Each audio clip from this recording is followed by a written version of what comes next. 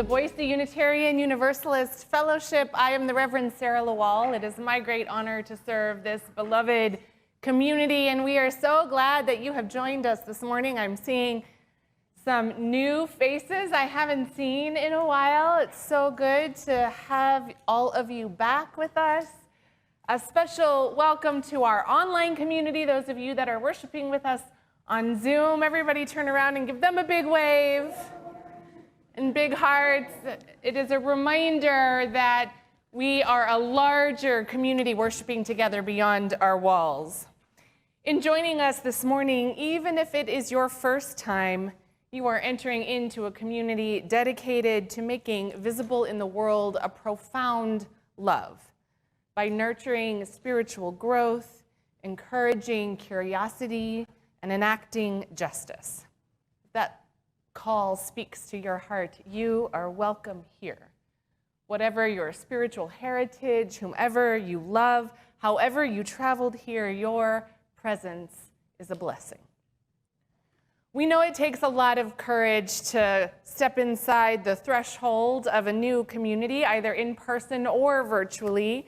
So to our newcomers, we are especially glad you've joined us today, and we want to keep in touch with you. We hope that you will fill out a newcomer form, either using the link in the chat or on our welcome tables in the entryways, and you can get there by QR code as well from the bookmarks. Introduce yourself in the chat as well so we can warmly welcome you, and we'll warmly welcome those of you that are new after the service today.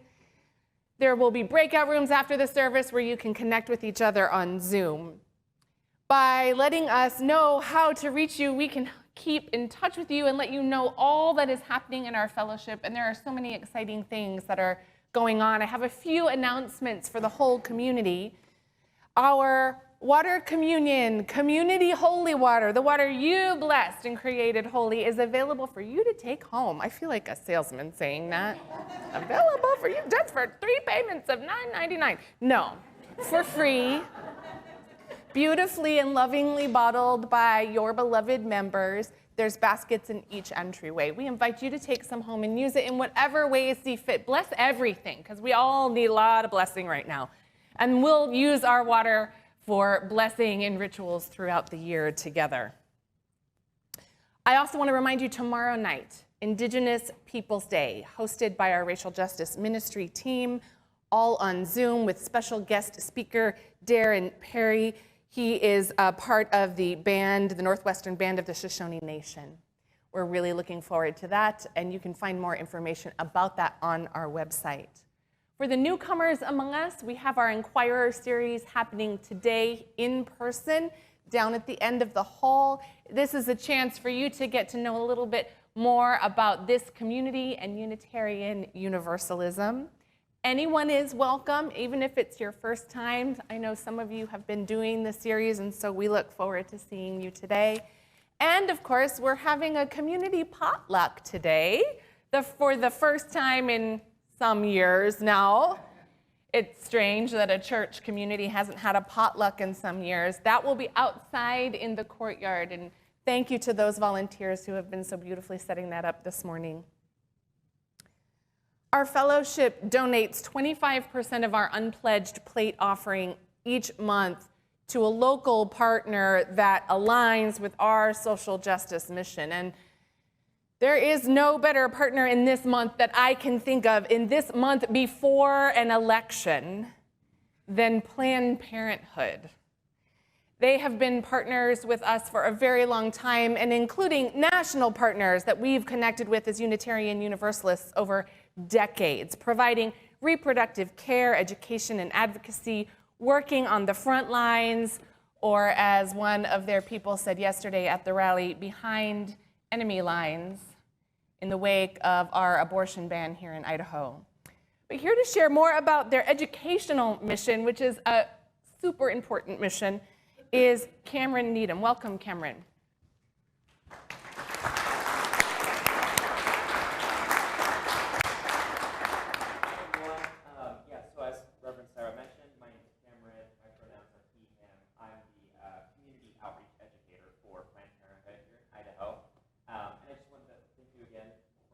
Share space with you all today, physically, virtually as well. And so, yeah, in order to kind of share my appreciation, I just wanted to give a real brief update on the education stuff that we're doing currently. Over the past couple years, our mission has kind of shifted to building programming and resources for LGBTQ plus youth, as well as BIPOC youth. A good example of that was actually just last month, we had our very first LGBTQ plus sex ed workshop virtually. And it's a 3-hour workshop. We cover a lot of stuff. And we actually had 22 youth in Idaho join, which was phenomenal. We do that workshop across all 6 states in our affiliate. And that was one of the most well-attended workshops. So we're excited to hopefully continue to do that workshop in the future. Since I've been in this position for about a year, my job has kind of just been trying to build relationships with organizations that want me to come in and give lessons on consent and birth control, STIs, that kind of stuff. Because, you know, probably unsurprisingly, we face quite a bit of challenges. We really can't teach in public schools, and so my goal is to kind of just build that within like nonprofits and organizations. And the ultimate goal is really to kind of bring back some programming that's been cut over the past couple years, one of which is our LIFT program, which is a program for teens and their supportive adults that we've done in the past. And a big one that we're kind of known for is called Teen Council, which is a peer-led sex ed program where local high school youth learn these lessons and then help me go into the community and teach, which is very exciting. The idea being that youth tend to absorb material or learn better when they're hearing it from their peers and not, you know, old fogies like me. So yeah, I mean, that's just kind of a little bit about what we're doing. The wonderful thing, the most exciting thing is we're fortunate this year to get Title X funding, which is like a federal grant for family programming, preventative care. And so because of that, all of the programming that we're doing is completely free. We're offering it for free for organizations, for youth. And so yeah, so the hope is that we'll just continue to build programming, and of course, a lot of that is possible just with the generosity of the people that are with us, that support Planned Parenthood. So thank you all again, thank you, and yeah. Thank you, Cameron.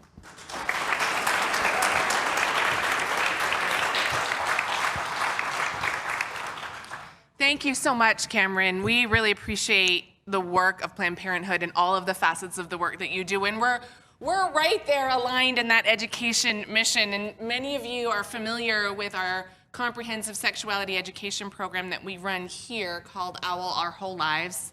OWL stands for Our Whole Lives. And so, you know, the serendipity of this moment is that we are finally running a junior high program again after being dormant for a couple of years. Right now, it just started, and we have a group of 10? 6? Girl can dream. 6 teenagers who are delighted and thrilled to be learning about all of the comprehensive sexuality that we can teach them. But, you know, as I was standing at the rally yesterday, I was thinking to myself, listening to all of the speeches, and I was thinking to myself, you know, it is beautifully, wonderfully ironic that our children are getting the best possible sex ed at a church here in Idaho. Just hold that irony for a moment, and then we can celebrate it. So 25% of our unpledged plate offering will go to Planned Parenthood at the end of the month. We have many ways that you can give. You can go online to our website at boiseuu.org. You can put your checks and cash in envelopes in our offering boxes right outside there, and we have QR codes on our bookmark that will take you right to our giving page from your smartphone. We are grateful for the generosity that this community has shown to us, to our ministries, and to the ministries we support out in the world. Our spiritual theme for the month of October is courage. And today we are exploring courage and sacrifice, fueled by faith, calling each of us to risk something for a greater vision of a world, especially right now. So as we hold that theme of courage and sacrifice and move into this time of worship together, I invite you to take a breath with me. Fill your body with breath. Breathe, knowing that our breath connects us to one another, to our bodies, and to our planet. Our breath offers us an opportunity for stillness, to tune in to our spiritual center, to listen deeply to our heart's own longing.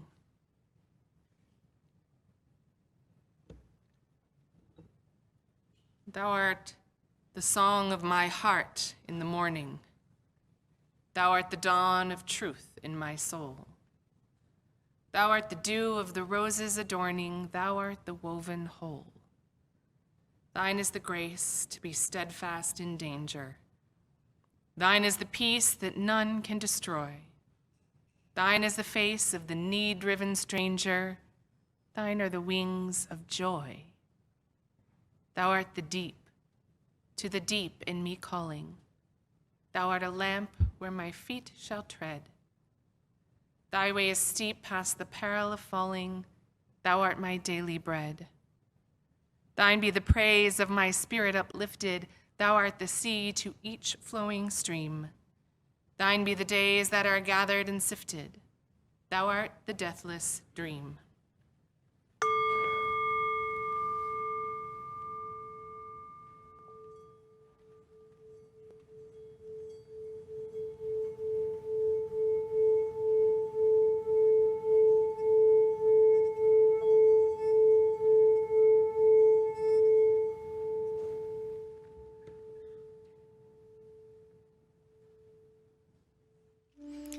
We come from and live on land considered sacred by indigenous people known as Bannock, Paiute, Shoshone, and many other tribes that lived here sustainably for thousands of years. We strive to understand and reframe our responsibilities to land, to community. In the spirit of respectful reciprocity, we honor the original caretakers of this place. We affirm the relationships we have to each other, including our relations to animals and insects that inhabit the water, land, and sky.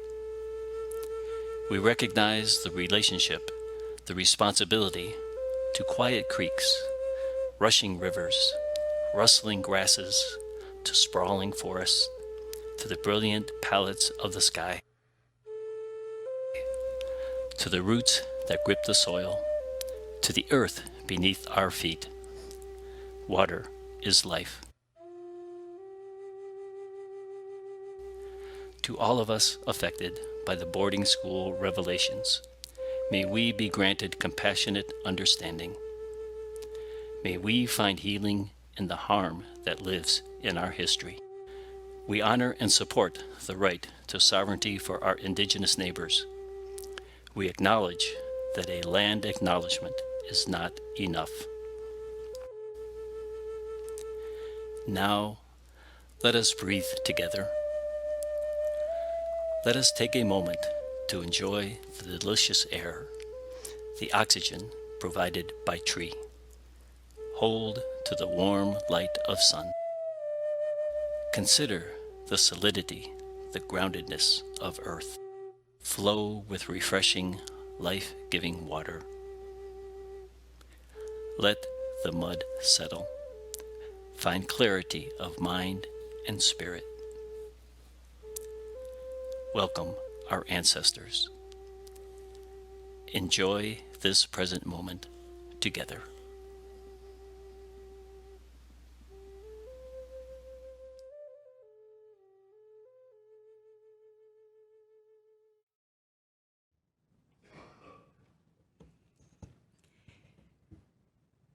Each week, we light our flaming chalice, a symbol of our free faith, a beacon of love, hope, and justice.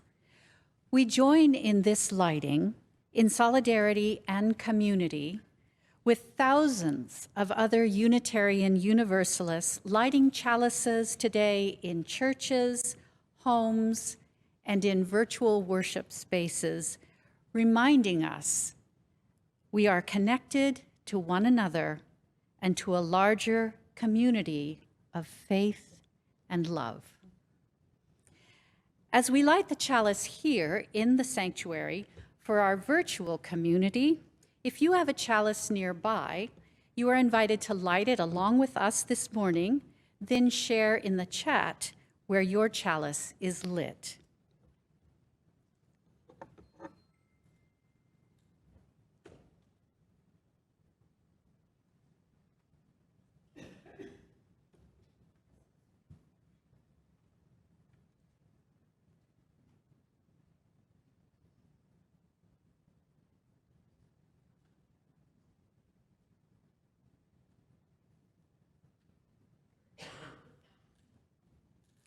With our collective chalices lit in all our spaces, we offer you this call to worship from the Reverend David Breeden.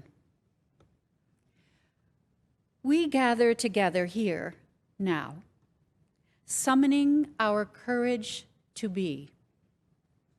We gather, bringing our weariness and our energy.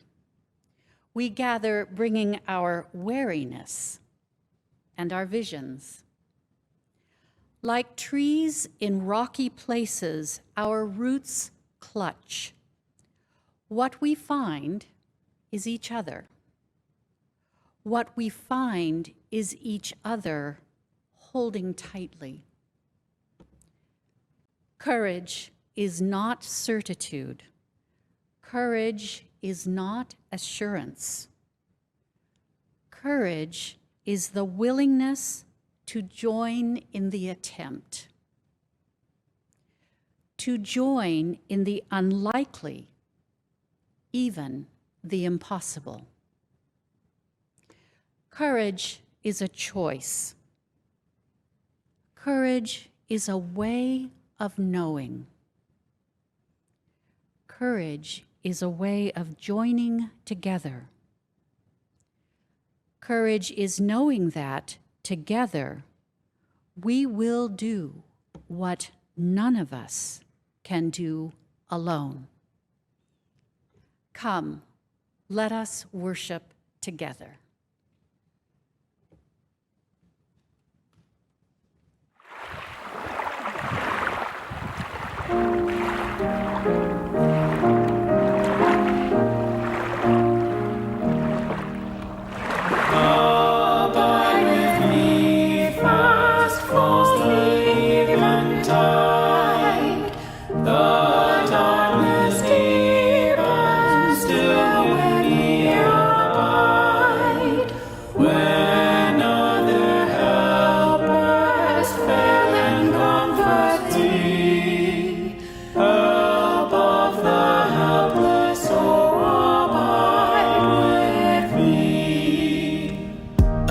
With me, and please don't flee.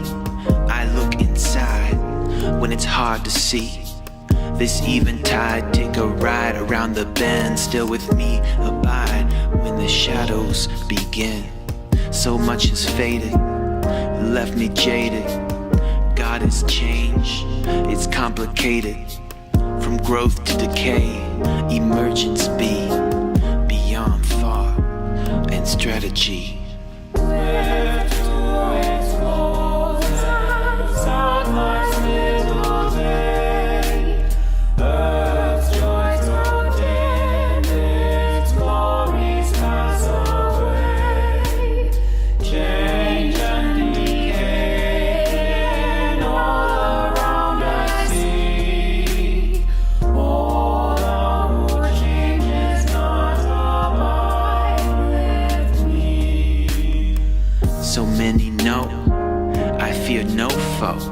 There is a steadiness on which I flow. Through the sickness, grandmother's wisdom is with us. In liminal spaces, feeling so breathless. Death is an exhale, inhale with us. New life cuts through strife like a knife. Somehow we take it in, moving for the win. Shaping change, and from endings begin. You are a holy friend.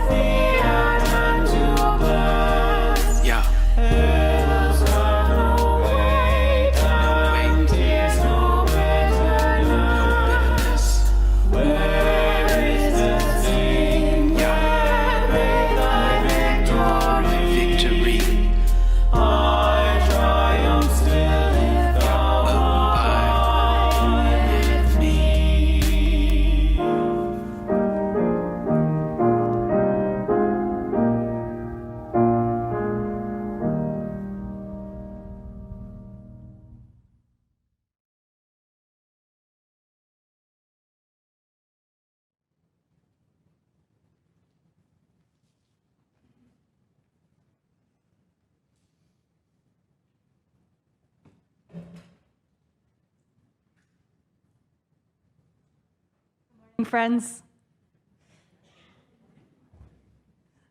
I invite you to take another deep breath and kind of feel the seat beneath you and arrive with me for our time for all ages. I wonder if you have ever been blamed for something that was an accident, something that was unintentional, or just otherwise really not your fault.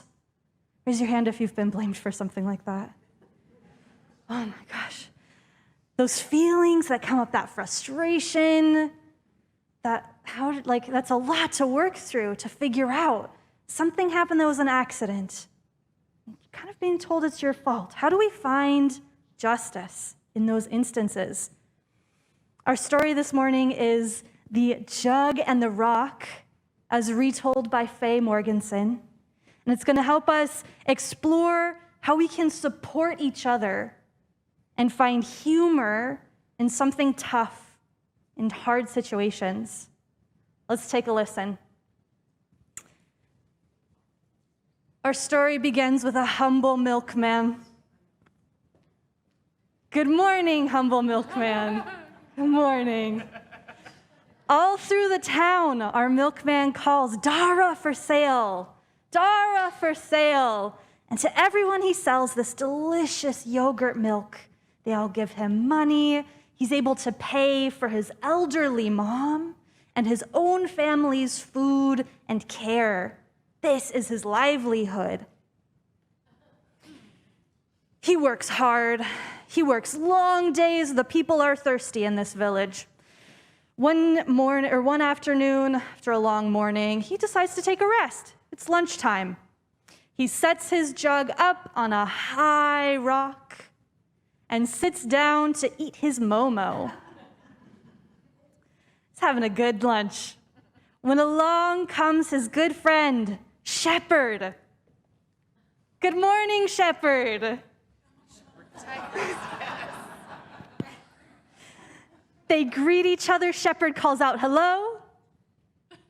Milkman calls out, "Hello."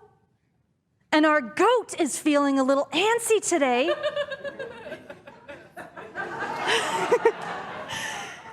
The goat jumps up like goats do and kick the rock. Down comes the jug, clanging, and it's broken. Oh! This is the milkman's source of income. This is how he feeds his family. He points to the shepherd and says, "This is your fault. Your goat did this. You must pay for a new jug." Shepherd can't afford to buy a new jug for him. He also pays for his elderly mother and the care of his own family. Neither of them have money to spare. They argue back and forth, getting angrier and angrier. Yes. At last they agree they have to take this to the court. The court is next to a temple. The judge is a monk. The monk listens carefully and decides neither of these men are at fault for the jug breaking.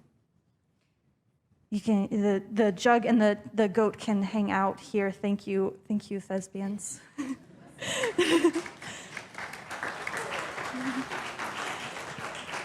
Neither man is at fault, he says. He takes a look around and he says, the fault either lies with the goat or the rock. And that both the goat and the rock have to go to court to figure this out. The goat comes along easily. 20 men have to carry the rock into the courtroom. News about this court case spreads all through the village, and everyone's kind of taken aback. They're trying to figure out, what is this court case about? Many people arrive to watch the proceedings.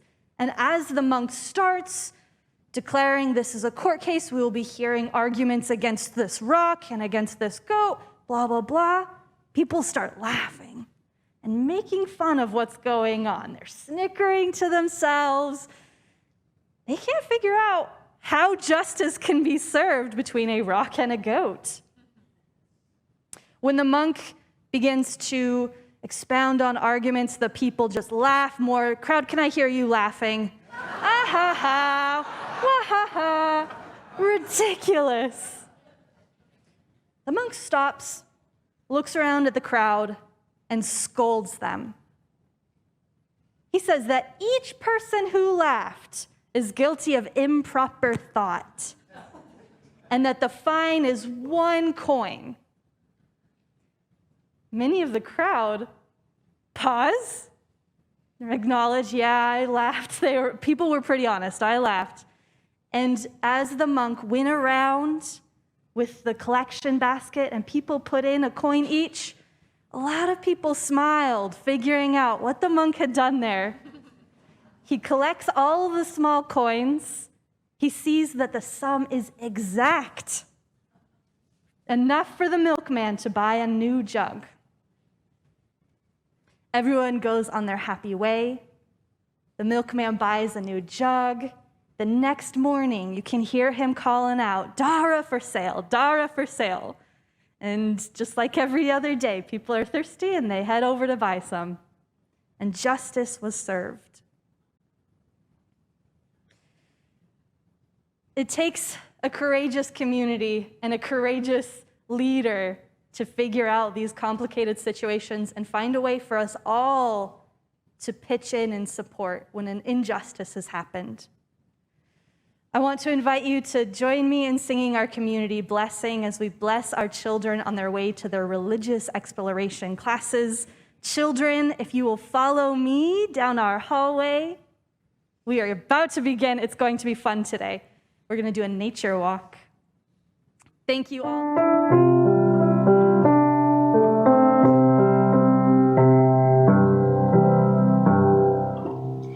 May your mind be open to new learning. May your lips bring truth into the world.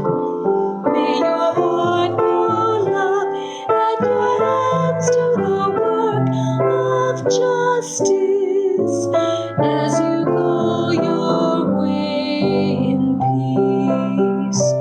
As you go your way in peace.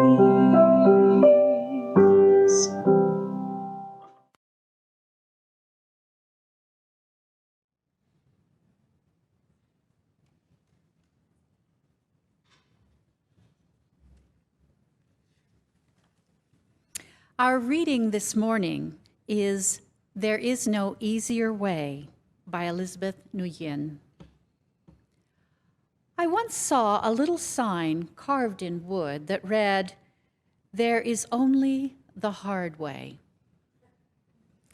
Many of us have been harmed by theology that told us that suffering was a sacrifice that would bring us closer to God.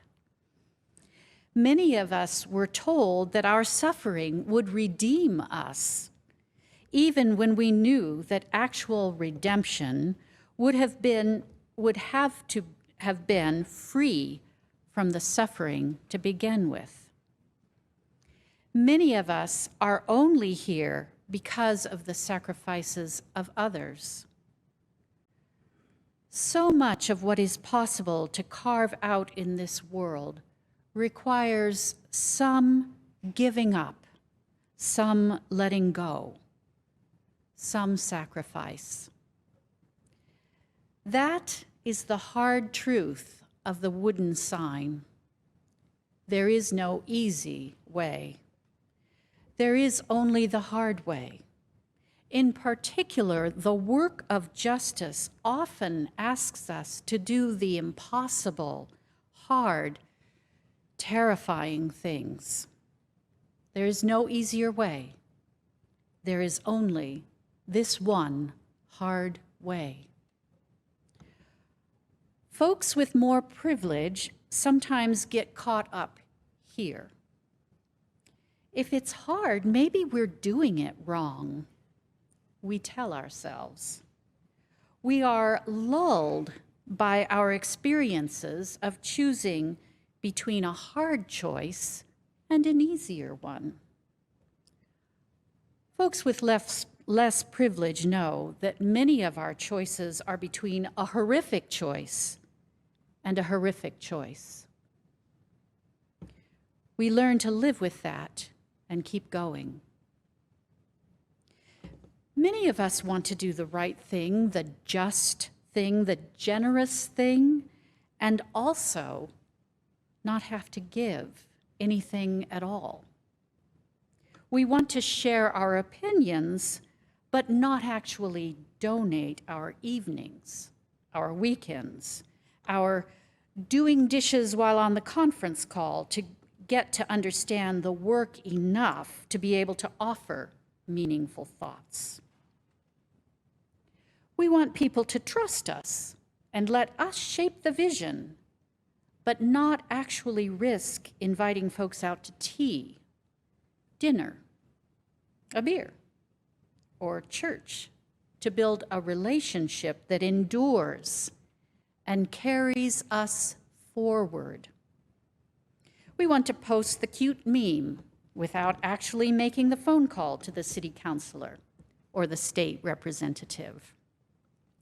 We want to be part of that powerful, courageous, game-changing, direct action without the long past midnight planning meetings, the messy decision-making, the frayed relationships, and the constant wondering if it is even worth it. We want to talk about being bound together in interdependence, but not do we want to give our guest room to a stranger, give a paycheck to someone we've never met, or turn our schedule inside out to do what needs to be done. The word sacrifice might be too much mess for some of us, too tainted by coercion and oppression. What matters more is that we are willing to live our lives in the shape of what is being asked, not hope that what we are asked to do will fit the shape of our lives.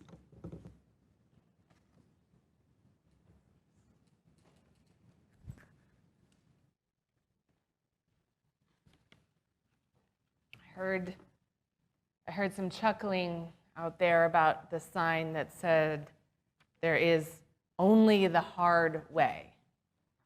And then our reading suggests that indeed that is a truth of life. And so in acknowledging that life is filled with hardship and hard ways, one of the ways we move through that together is by sharing our lives with one another, to help us remember that we are not alone in the hard way, that we are supported by a greater community of love. So we open up a space to share the collected joys and sorrows of our beloved community. As we begin, I share some joys. First, John Westover, husband of Laura Steveau, had a successful liver transplant last Sunday. Woo. They are in Salt Lake City, and he is recovering well and has a long road to go, but we're delighted by the early news. And delighted to share that after 40 months of treatment, including but not limited to 145 blood draws, oh my God, 25 spinal lumbar punctures, 12 infusions of platelets, 7 infusions of red blood cells, 8 bone marrow biopsies, Michael Barker is cancer-free. And I think Michael can hear us. He's in the nursery with his little one, but Michael and Reese, we celebrate with you. We celebrate with you. That is a remarkable blessing. And we hold in our hearts, we hold close Claudia Fernsworth and her husband Larry, who fell and broke his hip, has had some surgery and is now in rehab, so good wishes and prayers and vibes are welcome.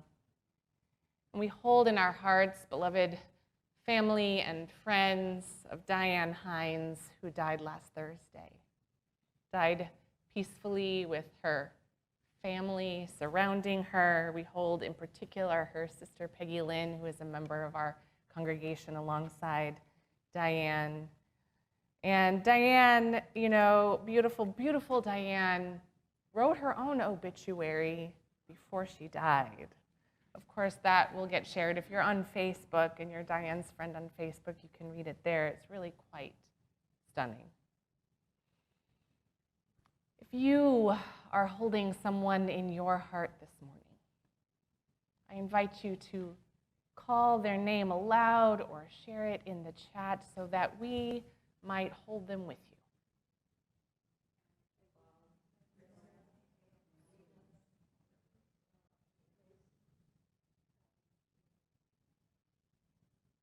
May the arms of this community hold all our joys and sorrows, those named aloud and those that remain silent and close to our hearts.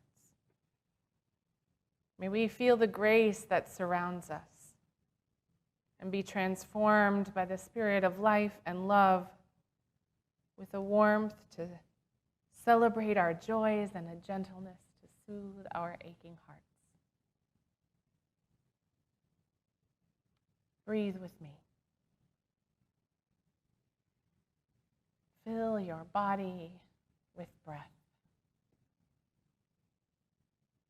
Breathe into the sacred space wherever you find yourself this morning.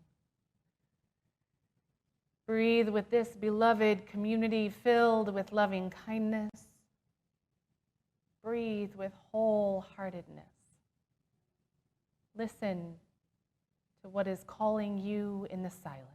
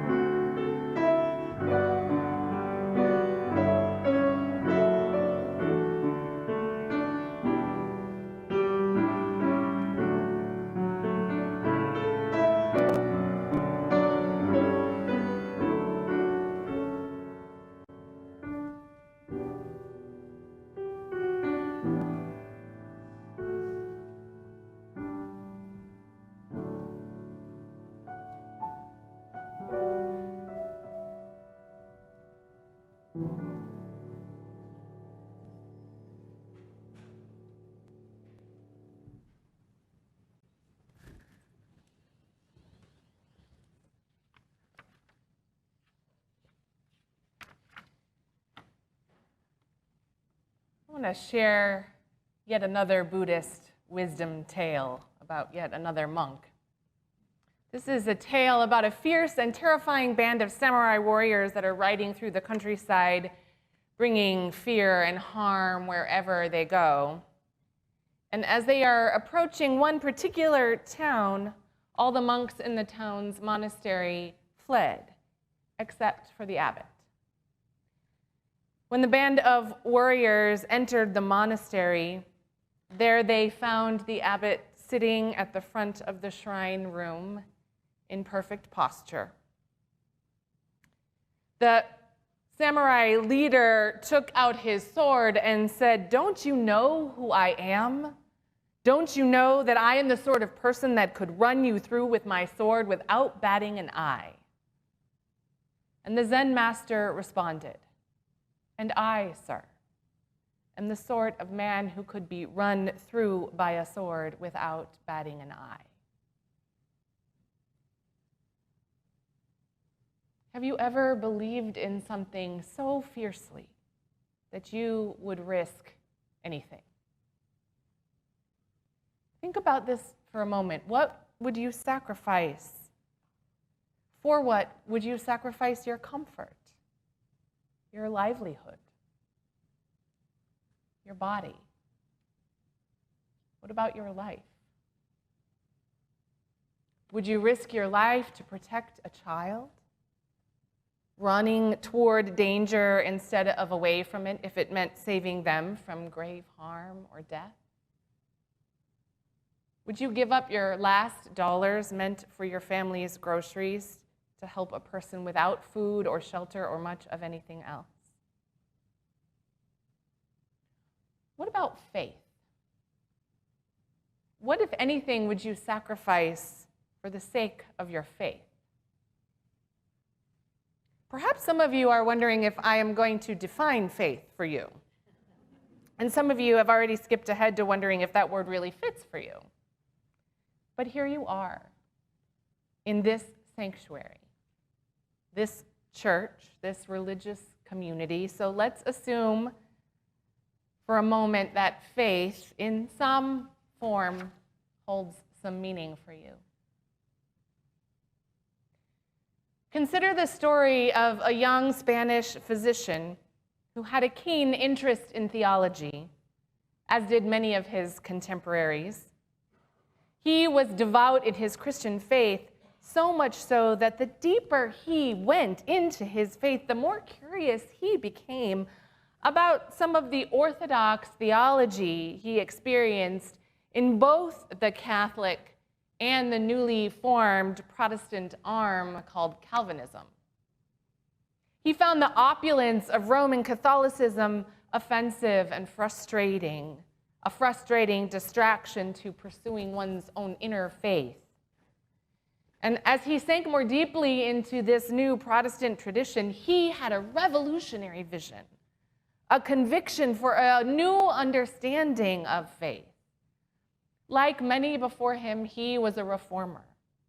He pursued and published works questioning the doctrine of the Trinity, and instead pursuing a unity of God. He questioned original sin and believed anyone could deepen their understanding of God through knowledge.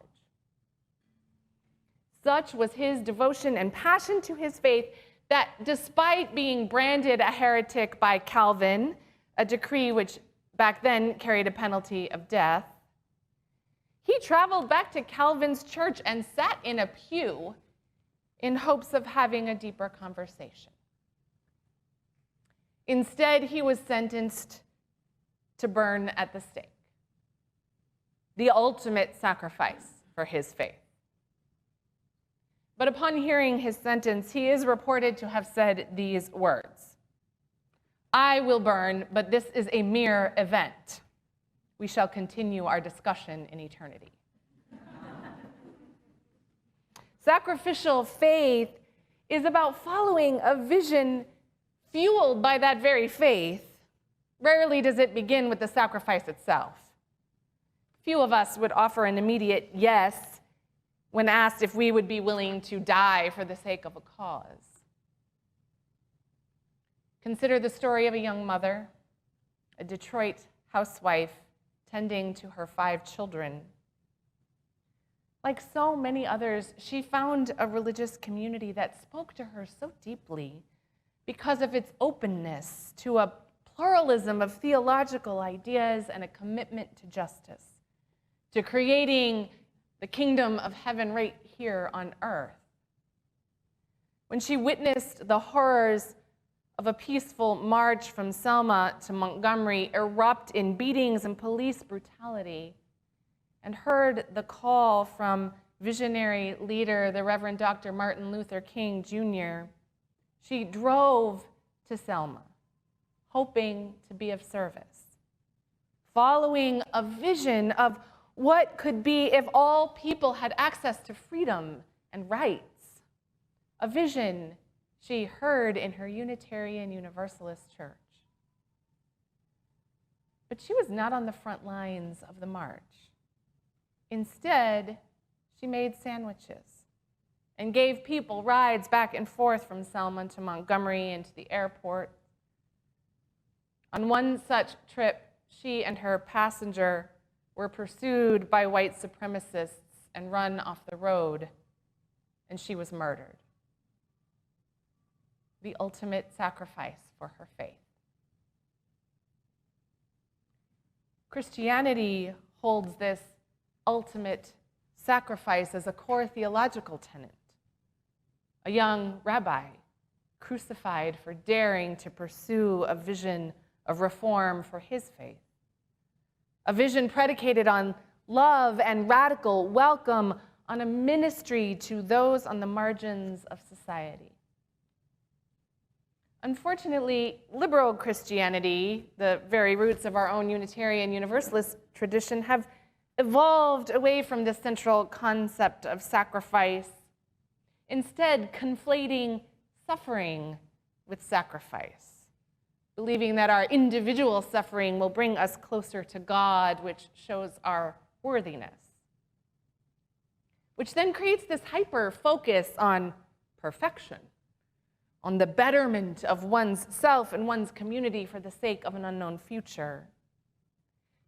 So as a result, we tend to forget or downplay those integral stories of sacrificial faith, like the ones I just shared, of Michael Servetus, killed in 1553, and Viola Liuzzo, killed in 1968.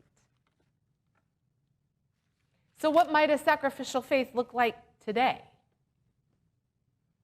I want to be clear that there's a difference, as we heard a little bit in our reading, between forced sacrifice and chosen sacrifice. The challenges we face as a society often demand forced sacrifice from those most harmed by society's oppressive structures. The loss of life during the Jim Crow era, which continues on today, is one such heartbreaking example.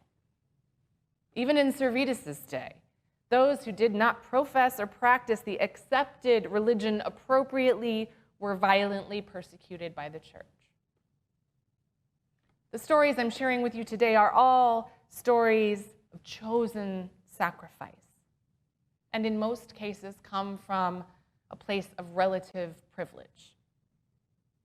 But these sacrifices were all made out of a faithful response to the forced sacrifices in their midst, at the hands of oppressive leaders and systems and institutions. So what might a sacrificial faith look like today?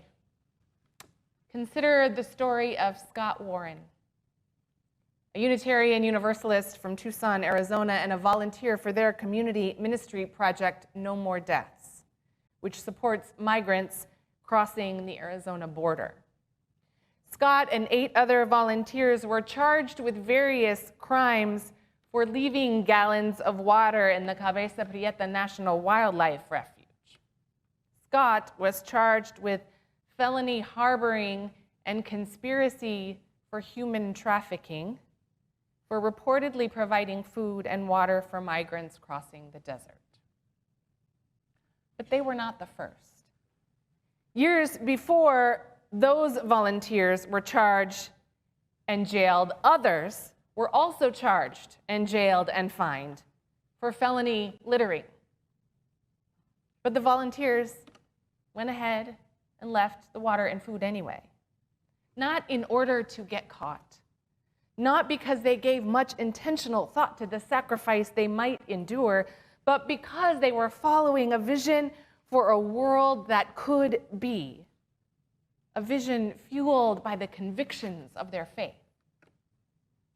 Like the Zen master calmly awaiting warriors destined to destroy the monastery, whose faith gave him the courage to sit with his fear and stay present in the moment, to accept whatever might come his way with benevolence, kindness, and ultimate acceptance, but no less convicted. In each of these examples of sacrifice, there shines a kind of moral clarity, a call to a greater vision of what is possible, and each of them, as could be true for so many others who have sacrificed something of themselves, and even communities and churches who have made great sacrifices, each of them understood the risks, perhaps, and went on anyway. Sacrifice requires risk. It invites us to give up something for the sake of something larger, more important or more needed in our world, even if that something is only a vision, a glimpse of what could be. Even if that something constitutes a moral resistance. I'd argue that most sacrifices of faith constitute some kind of moral resistance. So let's conjure up what a sacrificial Unitarian Universalist faith would look like right now, today, in our community. Called by a vision of freedom for all and bodily autonomy, where sacred choices are respected and honored and doctors are celebrated for life-saving work, we embody a commitment to reproductive justice, a commitment anchored in the history of this work, long before Roe versus Wade, when clergy created a network of direct support for underground abortion access. And when the forging of the case for Roe versus Wade in its early days was done in the basement of a Unitarian church. Consider the story of a people or a minister who stock and distribute abortion pills alongside contraception and Plan B, emergency contraception. Consider members and clergy who help people coordinate logistics for out-of-state abortions, offering funds, rides, lodging, food, and a compassionate presence. Consider clergy who offer counsel on the full slate of options available to those who are pregnant. Now, on the surface, the sacrifice in this story is hard to name. It may feel a little paltry compared to some of the other stories I've shared. It's hard to know for sure. No one takes a risk thinking of the sacrifice first.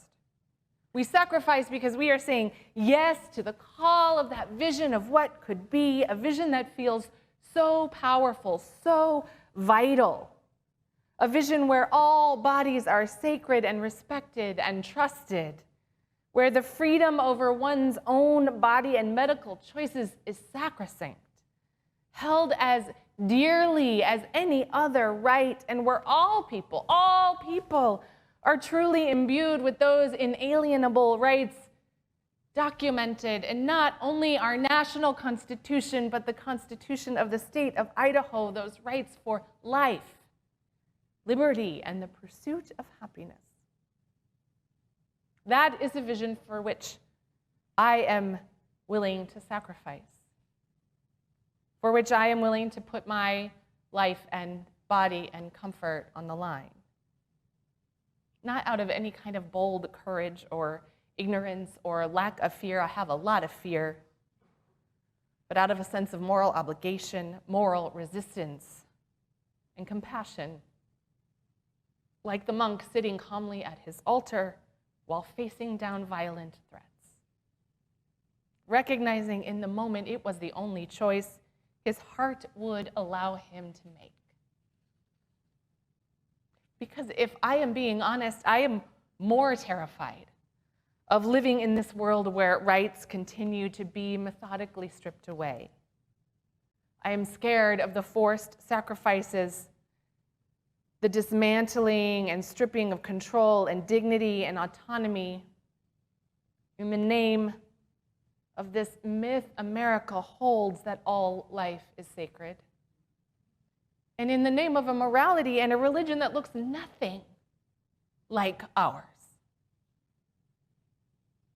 And I am just coming to this innate, embodied understanding that many people of color, people on the margins, indigenous people, have been battling their entire lives for generations.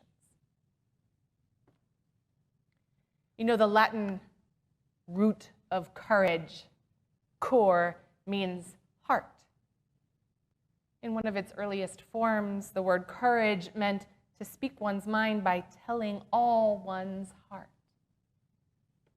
We can sometimes be tricked into thinking that courage means some big, bold, confrontational, sacrificial action without any fear. But in reality, courage is making a choice with all your heart, bringing the fear right along with you, but not allowing it to drive. The courage to sacrifice for the sake of one's faith means following your heart's vision for the world into action, to pursue the hard way, knowing that it is the only way. May it be so. Amen. I invite you to join me in the spirit of prayer and meditation.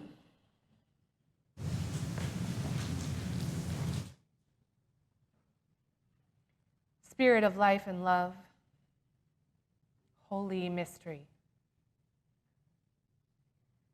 In those moments when we are paralyzed by fear, plagued by doubt and uncertainty, frustrated by the growing chasm of those who have power and those who do not, pierced by the pain of oppression and coercion, recognizing that like so many in history who have gone before us, our bodies are not our own. In those moments, may we tune in to our heart and summon the courage that resides within. May we summon the faith that guides us, that brings us here to this sanctuary, this community each week, to remember a vision of a world that ought to be. Here, where we remind each other we are not alone on this journey through this hard way of life, living our lives in the shape of what is being asked, giving life the shape of justice. May we rediscover our sacrificial faith and summon it to be vessels of peace and justice, hope and healing, comfort and compassion. May love prevail. In the name of all that is holy, we pray. Amen.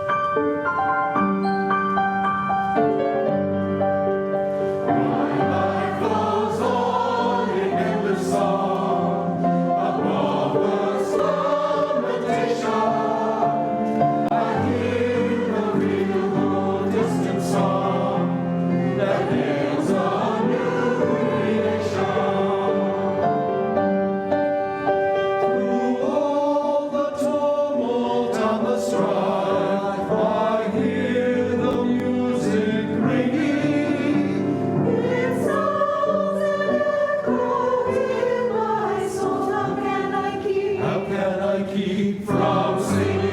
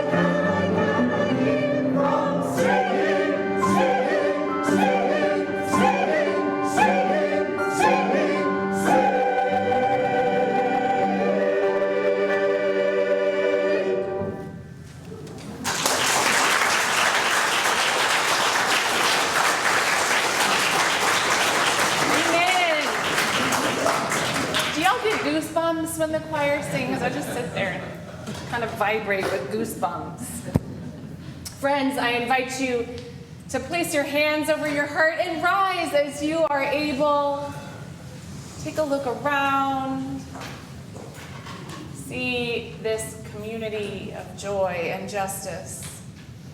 This is our closing blessing. Summoning the courage of our hearts, unshaken by the storms that tremble, unshaken by the prison cell, unshaken by tyrants who roar around us. May we never keep from singing. May we hear each other's voices calling us to greater courage, greater love, greater sacrifice, for we have a faith that holds us well. Hold courage in your heart, friends, and know that love abides. As we extinguish the flame of our chalice, we hold in our hearts the light of hope, the light of courage, and the light of love. Blessed are we all. Go in peace.